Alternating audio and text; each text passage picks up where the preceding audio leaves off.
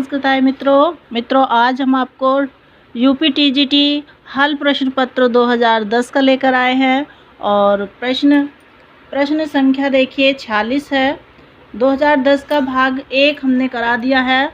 वैसे तो ये हल प्रश्न पत्र जो विगत प्रश्नों की प्रश्नोत्तरी है उसका भाग आज 8 कराएंगे और 2010 में ये भाग 2 है। ठीक है। 46वां प्रश्न देखिए, निम्नलिखित वाक्यों में कौन सा वाक्य शुद्ध है? बालकः अध्यापकेन पुस्तकं पठति, बालकः अध्यापकात् पुस्तकं पठति, बालकः अध्यापकात् पुस्तकानि पठन्ति, बालकाः अध्यापकेन पुस्तकानि पठति। तो इसमें ए और बी दोनों सही हैं। बालकः अध्यापकेन पुस्तकं पठति, बालकः अध्यापकात् पुस्तकं पठति, ये दोनों ही शुद्ध होंगे। फिर देखिए, बालकाय मोदकाः रोचन्ते में बालका की संप्रदान संज्ञा किस सूत्र से है? धारे रुत्मर्ण रुच्यर्थानां प्रियमाने स्प्रेहे रिप्सितम या तुमर्थाच भाववचनात्। तो इसमें कौन सा होगा? तो रुच्यर्थानां प्रियमाने है। यन संधि का उदाहरण है विद्याधन आल्य विद्यालय, गंगाधन ओघ है गंगोघ है, गुरुधन आदेश है गुरुवादेश है, महाधन इंद्र महेंद्र। तो कौन सा होगा इसमें? इसमें है गुरुधन आदेश है गुरुवादेश है। फिर देखिए, प्रत्युक्तस्यैव दयिते तृष्णा दीर्घस्य चक्षुषः मर्मच्छेदो पर्यत्ने सन्निकर्षो निरुद्धे। इस श्लोक में अलंकार है उपमा अलंकार, उत्प्रेक्षा, रूपक या अतिशयोक्ति अलंकार है। तो इसमें कौन सा अलंकार है? इसमें ए और बी दोनों ही हैं, उपमा और उत्प्रेक्षा। अहि कठोर यशः किलते प्रियम, यह कथन किसका है? सीता का है, वासंती का, तमसा का है, मुरला का। तो यह वासंती का है। नारिकेल फल सम्मित है, सम्मितम वच है, नारिकेल फल सम्मितम वच है। ये सूक्ति किस कवि के लिए है? कालिदास के लिए, भारवी के लिए, श्रीहर्ष के लिए या बाणभट्ट के लिए है? तो यह भारवी के लिए है। नारिकेल फल सम्मितम वच है। ओदकांतम स्निग्धो जनों अनुगंतव्य है इति श्रूयते, यह कथन किसका है? कण्व का, अनसुया का, प्रेमवदा का या कण्व शिष्य सारंगव का है? तो कौन सा है ये कण्व शिष्य सारंगव का है।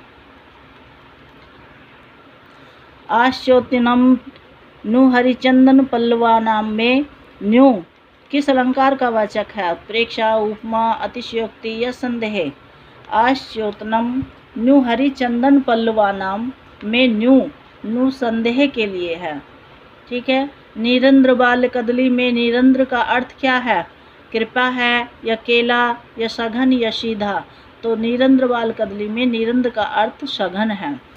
फिर देखिए, वधू द्वितीया का अर्थ है दो स्त्रियां, दूसरी स्त्री या दूसरे की स्त्री या प्रिया के साथ या पत्नी के साथ।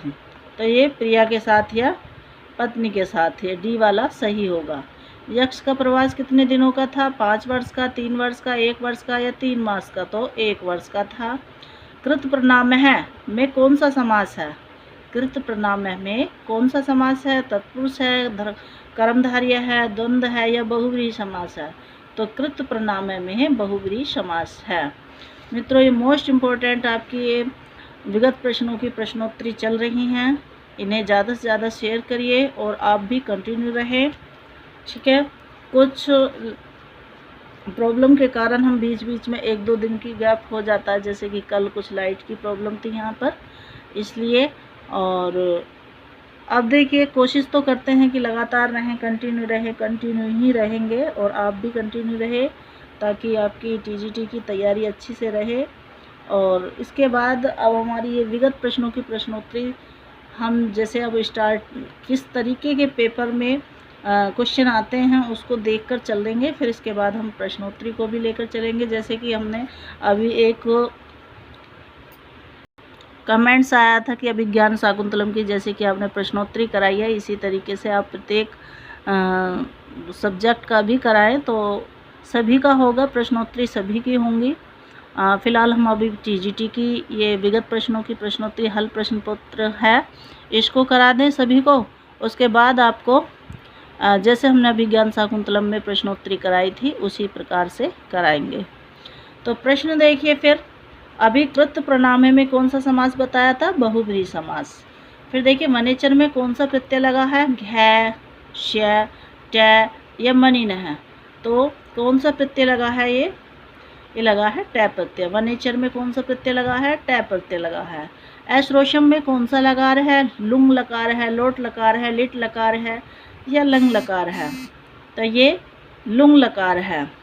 व्याक्रम में कौन सा प्रत्यय है? अन है, यथ है, यशुन है या मतुप है? तो व्याक्रम में कौन सा प्रत्यय है बताइए? तो व्याक्रम में अन प्रत्यय है। 8 को पुल्लिंग में क्या कहेंगे? अष्टम कहेंगे, अष्टौ या अष्टहा या इनमें से कोई नहीं। तो 8 को क्या कहेंगे पुल्लिंग में? इसको कहेंगे अष्टौ। ठीक है, ये नहीं है कि यूपी टीजीटी के लिए ही यह प्रश्न है, आपके आरपीएससी, राजस्थान, झारखंड, जहाँ भी संस्कृत प्रतियोगिता है उन सभी के लिए आपकी यह प्रश्नोत्तरी, विगत प्रश्नों की प्रश्नोत्तरी मोस्ट इम्पोर्टेंट रहेगी। तो प्रश्न देखिए 62, बहुभूति का संबंध किस कृति से नहीं है? उत्तरराम चरितम से है, महावीर चरितम से भी है, बुद्ध चरितम से नहीं, मालती माधवम से भी है। तो बुद्ध क्या पूछा है? नहीं, तो इसमें बुद्ध चरितम आ जाएगा।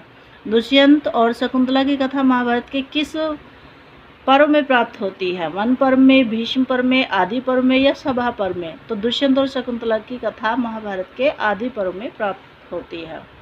फिर देखिए किस महाकाव्य के प्रत्येक सर्ग के अंत में लक्ष्मी शब्द का प्रयोग किया गया है? रघुवंशम, शिशुपाल वधम, क्रातार्जुनियम या नैषधीय चरितम? तो क्रातार्जुनियम में होगा।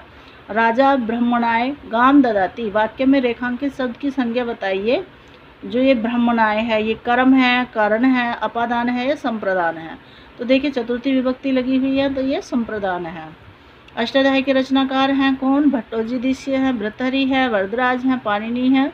तो अष्टाध्यायी के रचनाकार पाणिनि। मेघदूतम में यक्ष के साप के अवसान का दिन था? वैशाख पूर्णिमा था, भाद्रपद कृष्ण पक्ष अष्टमी था या भाद्रपद शुक्ल चतुर्थी था या देव प्रबोधनी एकादशी था? तो साप के अवसान का दिन था देव प्रबोधनी एकादशी। अस्मत् शब्द का स्त्रीलिंग में क्या रूप होगा? तो देखिए अहम, त्वम, मया, तो इसमें क्या है? यह कोई लिंग नहीं होता है इसका। देखिए स्त्रीलिंग, पुल्लिंग ये कोई नहीं होता है, लिंग नहीं होता है। और ये अहम, मया ये सब ये अस्मत् के ही हैं। तम तो युष्मत का है, ठीक है ना। तो डी आंसर इसका सही होगा। प्रश्न है अस्मत् शब्द का स्त्रीलिंग में, तो इन्होंने घुमावदार प्रश्न किया है, इसमें स्त्रीलिंग नहीं होता है। ये पुल्लिंग स्त्रीलिंग सब एक ही होता है इसमें। श्री शब्द के द्वितीय बहुवचन का रूप होगा श्रिय, श्रीन, श्री या श्रियम। तो इसमें श्री शब्द के द्वितीय बहुवचन में पूछा है, तो ये श्रिय होगा। फिर देखिए प्रश्न संख्या 70, देखिए मति ही शब्द का चतुर्थी एक वचन का रूप क्या है? मत्यई, मतिये है, मत्यई, मतिये या मत्यई, मतिये दोनों नहीं। तो इसमें चतुर्थी विभक्ति एक वचन में पूछा है, तो मत्यई, मतिये होगा। कादम्बरी और हर्षचरितम में बाण ने किस देवता की स्तुति की है? बताइए। शिव की, विष्णु की, इनमें से दोनों की या इनमें से कोई नहीं? तो इनमें से दोनों की है। भर्तृहरि के अनुसार सर्वोत्कृष्ट आभूषण क्या है? विनय है, क्षमा है, शील है या वाक संयम है? भर्तृहरि के अनुसार सर्वोत्कृष्ट आभूषण शील बताया है। फिर देखिए प्रत्यक्षम में समास पूछा है। प्रत्यक्षम में तत्पुरुष समास है, द्वंद्व है, बहुब्रीहि है या अवयवी भाव समास?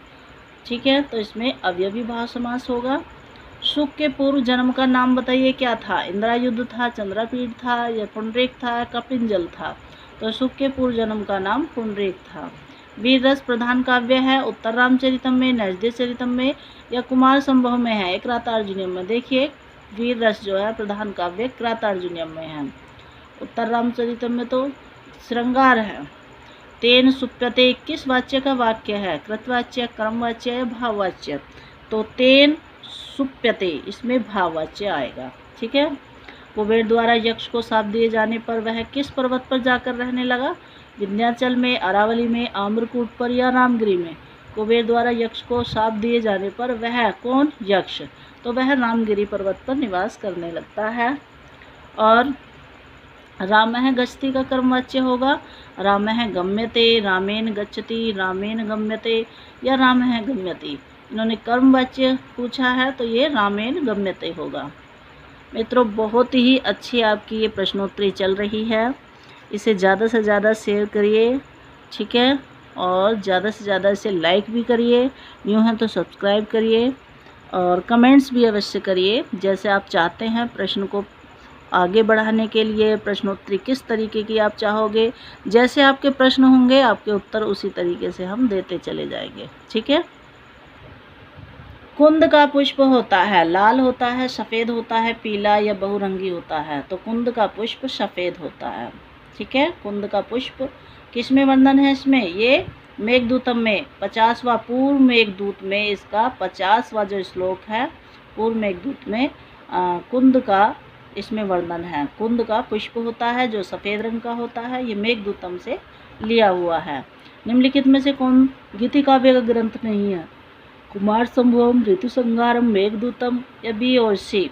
तो देखो ऋतु संगारम मेघदूतम ये गीति काव्य ग्रंथ है और कुमार संभव नहीं है। फिर देखिए दुदुक्षसी में कौन सी धातु है, दुहु तो दुहु धातु होती है। सर्वे गुणा कांचनम आश्रयन्ते सूक्ति किस ग्रंथ से संबंधित है, मेघदूतम से, नीति शतकम से, शिवराज विजयम से, उत्तर रामचरितम से। तो ये नीति शतकम से है, नीति शतकम से है। पितुहु पितृ शब्द का कौन सा रूप है, षष्ठी एक वचन है, द्वितीय एक वचन, द्वितीय बहुवचन है, प्रथमा बहुवचन है या सप्तमी एक वचन है। तो ये षष्ठी एक वचन है, पितुहु षष्ठी एक वचन। पिता पित्रम, पिता पित्रम, पित्रा पित्रेन, पितुहु पितुहु, ठीक है। इस तरीके से ये आपके एक वचन इसमें है। चतुर्शीति किसे कहते हैं, 84 को, 48 को, 44 को या 480। तो चतुर्शीति, तो चतुर्शीति अर्थात 84। फिर देखिए दीपावली का संधि विच्छेद होगा, दीपाधनवली, दीपाधनावली, दीपधन आवली या दीपवली। तो ये दीपधन आवली ये होगा इसका दीपावली का संधि विच्छेद। नैक में कौन सा समास है, नया समास है या अवयवी भाव है या एक शेष द्वंद्व समास है या शुभ सपा। कौन सा समास होगा इसमें, तो इसमें एक शुभ सुपा समास होगा। क्या होगा, शुभ सुपा समास होगा। प्रत्यक्षम में कौन सा समास है, केवल समास है, अवयवी भाव समास है, कर्मधारय समास है या द्वंद्व समास है। तो इसमें अवयवी भाव समास होगा। नैकः में शुभ सुपा होगा। दीपावली का संधि विच्छेद दीपधन आवली होगा। ये व्याकरण है जिसमें कन्फ्यूजन होता रहता है, लेकिन नहीं, आप अगर इसका रिवीजन कंटिन्यू रखोगे तो आपको कोई कन्फ्यूजन नहीं होगा। जैसे कि प्रत्यक्षम में, ठीक है, कौन सा समास होगा, तो अवयवी भाव समास होगा। नैक में शुभ सुपा समास होगा, ठीक है। नया समास कर देते, नहीं, नैक में शुभ सुपा समास होगा, ठीक है। और यूपी टीजीटी में बाबूराम सक्सेना से ही प्रश्न व्याकरण में लिए गए हैं, ठीक है। यह प्रश्नोत्तरी केवल यूपी टीजीटी के लिए नहीं है, मैं फिर दोबारा आपको बता देना चाहती हूँ, यह सभी संस्कृत प्रतियोगिता के लिए है। इसलिए जितने भी संस्कृत प्रतियोगी हैं वह इस चैनल के माध्यम से इस वीडियो को, जो कि बिल्कुल पूरी तरीके से निःशुल्क है, आगे बढ़ाएंगे और इसे बार बार इसे देखेंगे। आपके फ़ायदे के लिए ही है ये, इसका कोई चार्ज नहीं है। आपका रिवीजन हम करा रहे हैं, ठीक है। रिवीजन के तौर पर हम यह प्रश्नोत्तरी आपको करा रहे हैं। प्रश्नोत्तरी सभी सब्जेक्ट की होगी, ठीक है। फिर देखिए गवाक्षः पद में कौन सा समास है, बहुब्रीहि है, तत्पुरुष है, केवल समास है या द्वंद्व समास है। तो यह तत्पुरुष समास होगा। अंतर्धन राष्ट्रीय का सम्मिलित रूप होगा अंतर्राष्ट्रीय। अलम श्रमेण इस वाक्य में कौन सी विभक्ति है, तो किस कारक से है। अलम श्रमेण में इस वाक्य में कौन सी विभक्ति है और किस कारक से है, तो बताइए। श्रम हेतु इसलिए हेतु से तृतीया है, या श्रम करण है इसलिए कर्त करनियों तृतीया से तृतीया है, या करण कारक है अतः तृतीया है, या उक्त वाक्य अशुद्ध है। तो इसमें बी आंसर सही होना चाहिए, ठीक है। बी आंसर सही होना चाहिए कि श्रम करण है अतः कर्त करनियों तृतीया से तृतीया विभक्ति हुई है। फिर देखिए शुद्ध शब्द चुनिए, अम्बरीश, अम्बरीश, अम्बरीश या अम्बरीश। तो कौन सा शुद्ध होगा बताइए। अम्बरीश। कौन सा होगा ये 91 वाला? देखिए ये अम्बरीश सही होगा। ठीक है मित्रों, आप चाहें तो इसका नोट्स भी बना सकते हैं ताकि आपको हमेशा के लिए और आपके रिवीजन के लिए भी अच्छा होगा। जब आपके हाथ में पेंसिल या नोटबुक होगी तभी आपकी अच्छे से तैयारी होगी। ठीक है,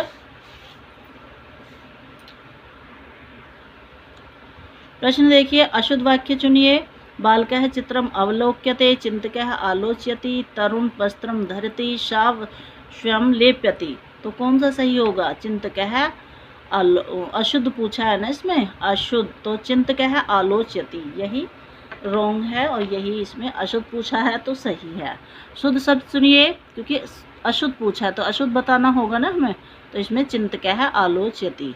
फिर देखिए शुद्ध शब्द चुनिए। सहोदरा सहोदरी दोनों शुद्ध हैं या दोनों अशुद्ध हैं? तो सहोदरा, इन्ह से तात्पर्य है सेवक है, स्वामी, गुलाम या पापी। इन्ह से स्वामी है। ठीक है, फिर है दम्भोली शब्द का क्या अर्थ है? दम्भोली वज्र है, पाषाण है, कमल है या भ्रमर है? 95 का आंसर है ये वज्र है। दम्भोली का अर्थ है वज्र।